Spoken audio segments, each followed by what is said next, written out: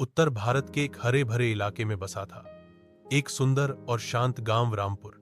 यह गांव प्रकृति की गोद में था, जहां सुबह की पहली किरण के साथ ही जीवन जाग उठता था। पक्षियों की चहचहाहट, बैलों की घंटियों की आवाज और मंदिर की घंटियां एक अनोखा संगीत रचती थीं। गांव के चारों ओर लहलहाते खेत, एक छोटी नदी और बीचों बीच बना शिव मंदिर रामपुर की पहचान थे। रामपुर के लोग सीधे, सादे, मेहनती और एक दूसरे के दुख सुख में साथ निभाने वाले थे। यहां कोई अमीर गरीब का भेदभाव नहीं था। हर घर में कोई न कोई किसान था और खेती ही जीवन का आधार थी।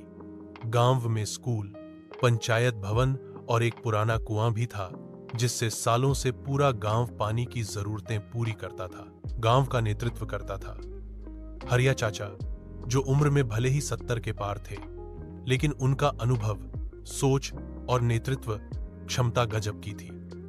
वे गांव की समस्याएं ध्यान से सुनते, सबकी राय लेते और शांति से समाधान निकालते। उनकी ईमानदारी और दूरदर्शिता के कारण पूरा गांव उनका आदर करता था। रामपुर की जिंदगी सामान्य और खुशहाल चल रही थी, लेकिन एक साल कुछ अलग हुआ। मानसून धोखा दे गया। बारिश ना के बराबर हुई, जिससे खेत सूखने लगे। नदी और कुआं दोनों का जल स्तर नीचे चला गया। गांव के जानवर भी प्यासे रहने लगे।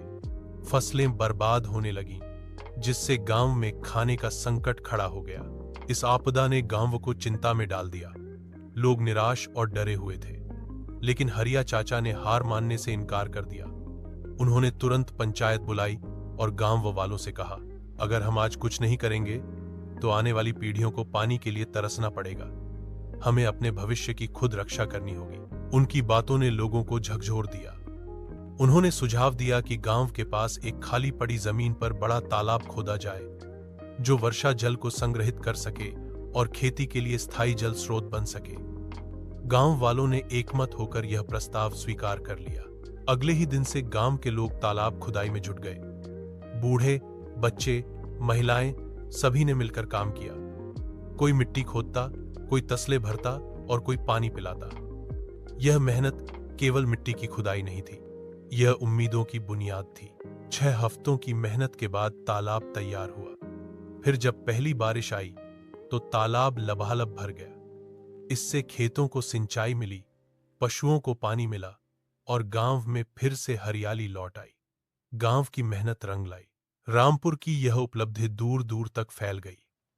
जिला प्रशासन ने गांव को आदर्श जल संरक्षण गांव घोषित किया और गांव में विकास कार्य शुरू किए गए।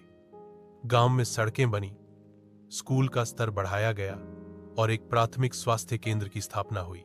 महिलाओं ने स्वयं सहायता समूह बनाए और पापड़, अचार, मसाले और कढ़ाई के कपड़े बनाने का काम शुरू किया।